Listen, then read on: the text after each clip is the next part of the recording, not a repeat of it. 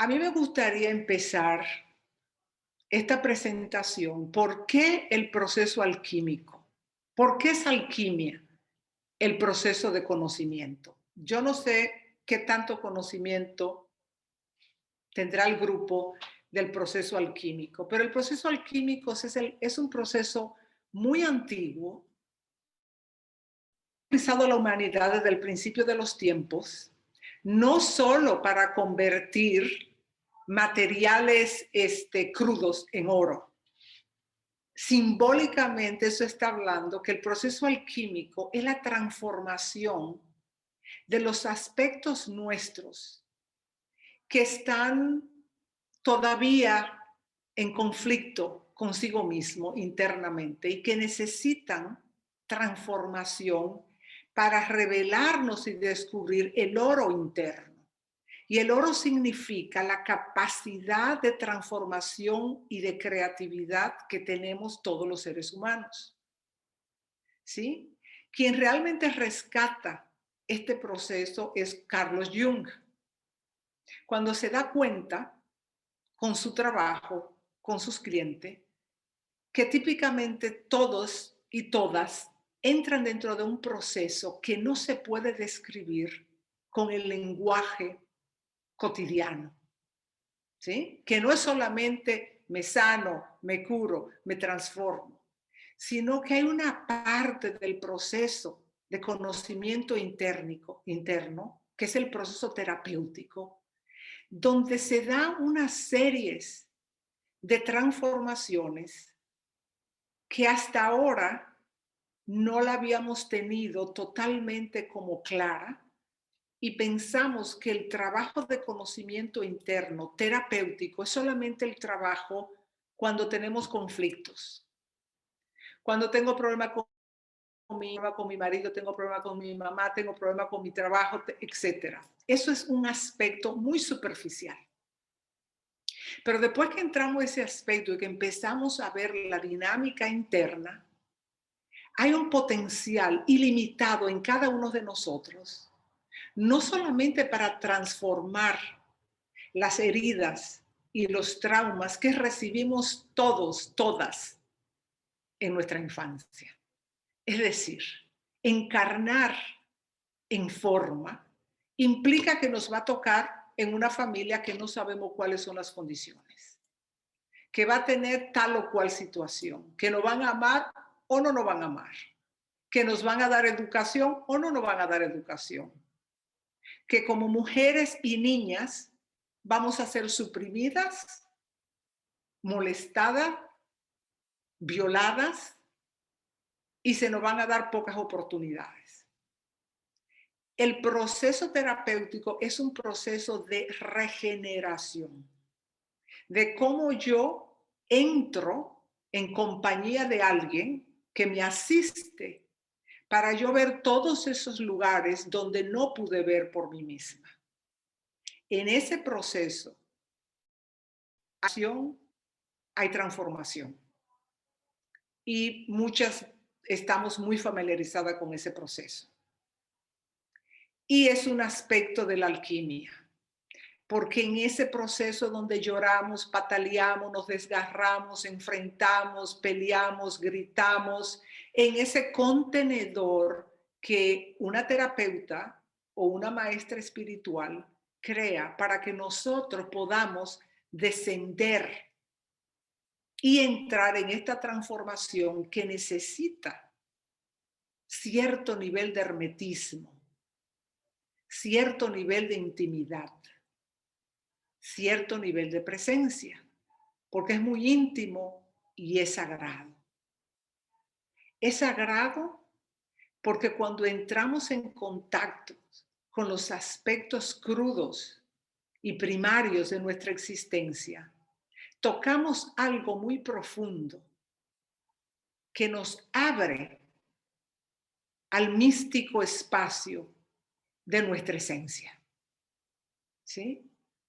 Entonces, a ese nivel, ya el proceso no es solamente de curar las cosas que me leen, ya esas las hemos curado, Pero entonces el proceso, ya que he sanado, curado, transformado, ahora voy a descubrirme quién soy yo realmente.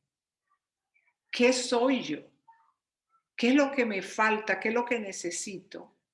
¿Y cómo puedo crecer internamente?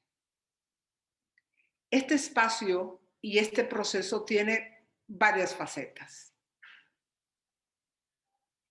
Y para mí, lo que resulta muy importante es cómo en este proceso tenemos que educarnos, ¿sí? Porque en este proceso ya no es solamente nuestros guías que nos dicen qué y cómo y nos contienen. Ya en este estado nosotras hemos aprendido a crear nuestros propios contenedores. Ya nosotros tenemos una realización más profunda de las dinámicas internas. En este punto es importante cómo nosotras somos quienes dirigimos el proceso.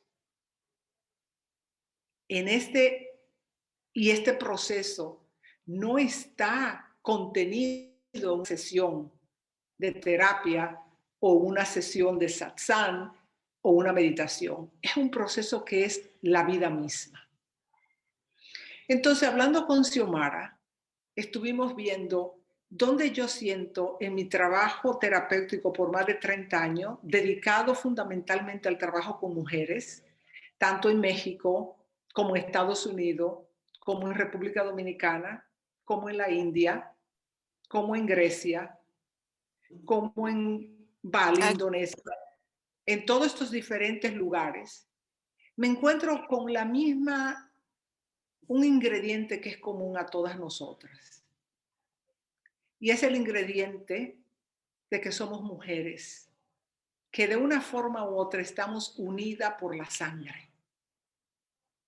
Que la sangre es ese conducto que todas experimentamos, que nos inicia a nuestra madurez y que también nos inicia a nuestra sabiduría. Cuando entramos en la menstruación, empezamos nuestra madurez, empezamos una parte nuestra de vida, de transformación. Y cuando entramos a la menopausia, entramos a la corona, entramos a la sabiduría profunda que va más allá del conocimiento intelectual. Es lo que tú sabes porque sabes que lo sabes. Que no te lo tiene que decir nadie y que nadie tiene que reconocerte. Porque tú eres la autoridad.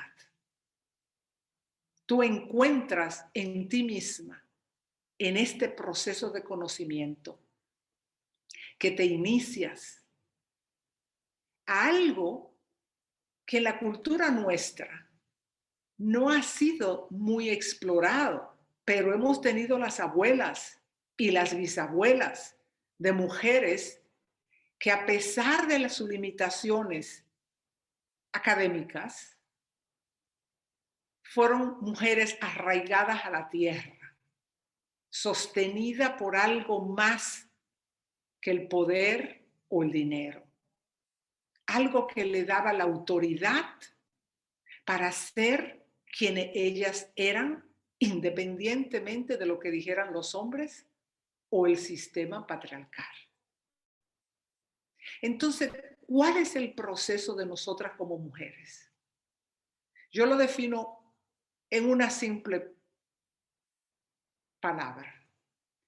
Es el proceso del rescate de lo femenino como algo que es indispensable para la existencia.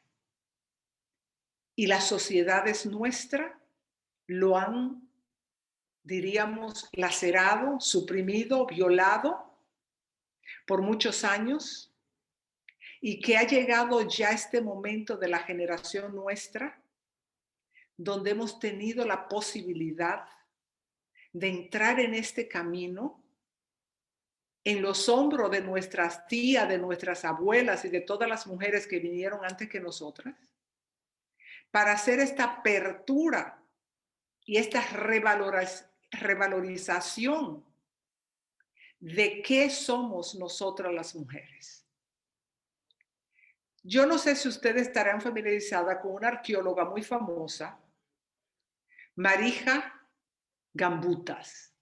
Marija Gambutas viene de la parte este de Europa, pero fue la arqueóloga que empezó a descubrir en la vieja Europa y la anciana Europa un sinnúmero de figuras y figurines que todos los arqueólogos no sabían qué decir, pero que en su investigación ella reconoce que refleja una religión precristiana antigua donde existía como centro de tal la gran madre diosa.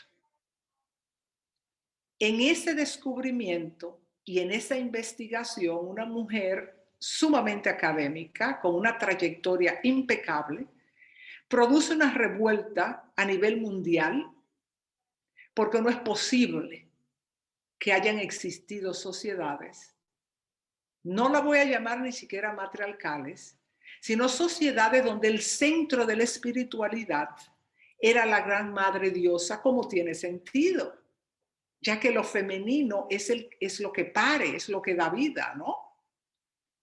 Y que descubre que en esas sociedades no aparecen armas, no aparecen estratificación de clases, no hay más pobres o más ricos, pero sobre todo no hay armas. Esto le da a ella una idea fundamental para empezar a darse cuenta que estaba descubriendo una civilización que los hombres no la podían ver porque estaban educados dentro de un sistema patriarcal que no puede concebir a la mujer como diosa. Y en esa no posibilidad de concepción hay un bloqueo total y no lo pueden ver. Acaba de salir un documental de la vida de ella y cómo ella, todo esto que me gustaría compartirlo en el futuro con ustedes, porque yo creo que las mujeres llegamos al punto que tenemos que educarnos de nuestra historia. Hay alguien que me encanta que acaba de escribir el libro de Cassandra. Cassandra fue una mujer que vivió en Grecia, bella, hermosa, todos los dioses enamorados de ella. Pero Cassandra estaba dedicado a su videncia.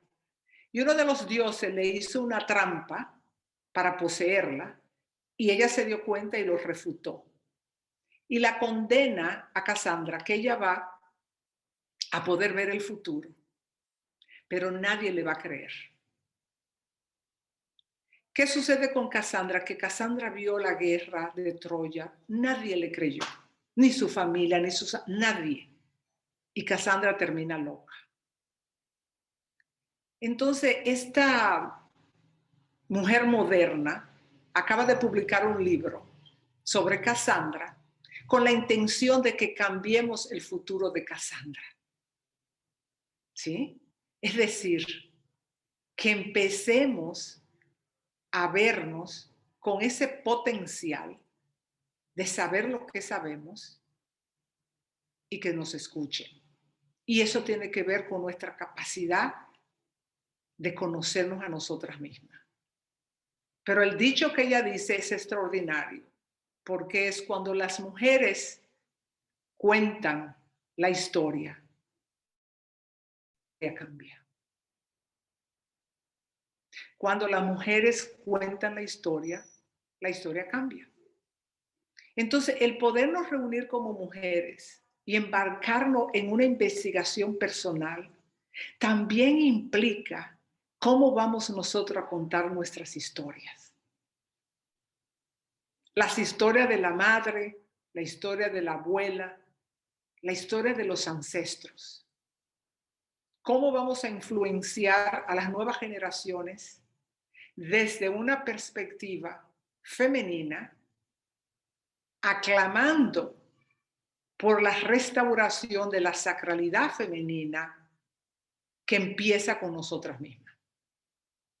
Entonces, en la medida que esa sacralidad sucede, tenemos las herramientas para influenciar a los demás. Entonces, el conocernos a nosotras mismas es individual y es colectivo. Es individual y es social. Porque en la medida que nos conocemos, nuestra energía que generamos tiene un impacto muy trascendente alrededor nuestro.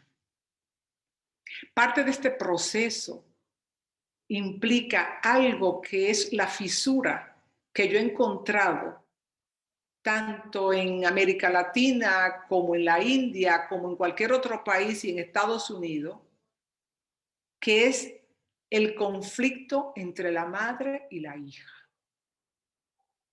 Ese conflicto está tan generalizado que es lo que no nos permite descubrir la gran divinidad que somos. Es cierto que muchas hemos tenido madres que nos abusaron, que nos negaron, que nos dañaron y que tenemos traumas. Esos traumas y esos daños hay que sanarlo. En la sanación de esos traumas personales, también se da la oportunidad de ver a esa madre como una mujer producto de un sistema patriarcal, de una historia que la marcó, que le negó y que como consecuencia repitió el patrón. Yo recuerdo muy claramente, Marion Woodman es una de las psicoanalistas junguianas más prominentes del último siglo, una mujer que ha creado todo lo que es prácticamente la fundación para la psicología femenina. Y resulta que ella tiene un libro que se llama Feminidad Consciente. Y yo me quedé intrigada. Feminidad Consciente. Y en este viaje yo regreso de República Dominicana y estoy leyendo este libro y Mario Woodman dice, nuestra madre, por haber sido hija de un sistema patriarcal, no pudo abrazar el cuerpo femenino de su hija. Y la hija busca y busca ese abrazo. En ese momento, yo personal me di cuenta que yo hacía este peregrinaje todos los años a República Dominicana hacia mi madre, algo que ella en realidad no me lo podía dar. Entonces, muchas de nosotras hemos pasado por situaciones similares. Pero en reconocer a la mujer madre, nos abrimos a la posibilidad de la transformación total con el conflicto con la madre. Y últimamente, en este proceso de autoconocimiento, que es un proceso hacia la totalidad, es decir, de ser seres totales, no perfectos, porque el ser perfecto significa que yo soy lineal y voy a dejar fuera todas las cosas que no me gustan de mí misma. Pero ser un ser completo significa que llegamos a un estadio donde podemos incorporar todos los aspectos nuestros, de la sombra, de la parte oscura, y que podemos tener una vida más integral. Y en esto, para finalizar, incluye nuestra parte masculina. Nosotros no crecimos sabiendo que somos femeninos y somos masculinos, hombres y mujeres. Nosotros crecimos con la idea que somos mujeres y solamente somos mujeres. Pero en realidad no es cierto. En realidad tenemos una parte masculina de la gran magnitud que la parte femenina. Debido a un sistema patriarcal dominante que nos ha negado, identificamos esa parte negativa que no es un hombre, sino un arquetipo de la creatividad con el hombre. La formamos a imagen de lo que vemos en el mundo creciendo. Internamente vivimos en un conflicto, porque muchas veces, la mayoría de veces, el patriarcado, la dominación de esa parte masculina interna, es la que nos mantiene en un estado de insatisfacción y de devalorización. Las voces que te dicen tú no vales internamente, tú quieres hacer este proyecto, no, pero tú no vas a poder. Es que yo quisiera, no, tú no tienes eso. Entonces, como parte de este viaje de la heroína que somos, llegamos a ese punto donde tenemos que sanar la parte femenina y masculina. Y que esa parte masculina, que es un arquetipo, una fuerza arquetípica en la psique, nos sirva para desarrollarnos y para crear lo que queremos en nuestra vida. A partir de este momento entramos en una unión interna entre la parte femenina, la parte masculina, hay un matrimonio. No hay conflicto, hay apoyo. No hay laceración, hay cooperación. Mi parte masculina tiene la capacidad de impulsarme para lo que mi parte femenina sueña y quiere. Es posible en esta vida, en este momento histórico, para cada una de nosotras, entrar, seguir, cerrar, continuar este proceso de unión interna, donde no hay dualidad, donde no hay una parte superior y otra inferior, donde no hay quien sabe más y quien sabe menos, pero hay una complementariedad, la parte femenina y la parte masculina, la parte masculina y la parte femenina. Cuando entra el proceso de complejidad, descubrimos cuál es nuestra naturaleza sagrada, cuál es nuestra verdadera divinidad, que no es mujer o hombre, es la unión de los opuestos. Entonces la invitación de hacer esta presentación es con la intención de ver qué interés hay en ustedes como mujeres en este proceso o qué es lo que en este momento de sus vidas a ustedes la llama y en el que quisieran involucrarse, porque este es el momento. Estamos al principio de este siglo. Solamente tenemos 21 años. Este nuevo siglo, con todas las condiciones que hemos estado viviendo, también ofrece un nivel de conciencia que es posible. Muchísimas gracias.